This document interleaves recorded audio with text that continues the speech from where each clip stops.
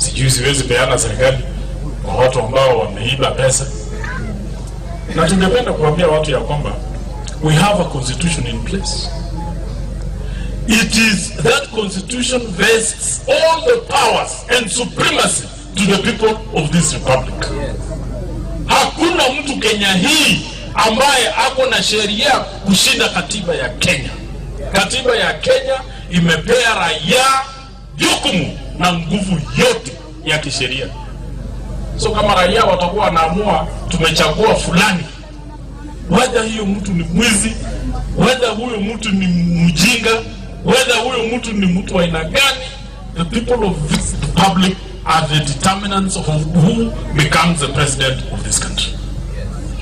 Now, it is not the responsibility of who is holding that position at that moment to decide whether to hand over or not. Hiyo sio jukumu yako. Hiyo ni jukumu ya katiba ya Kenya.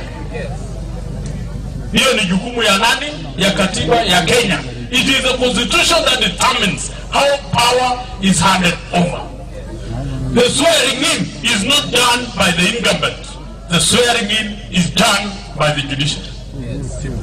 The Chief Justice.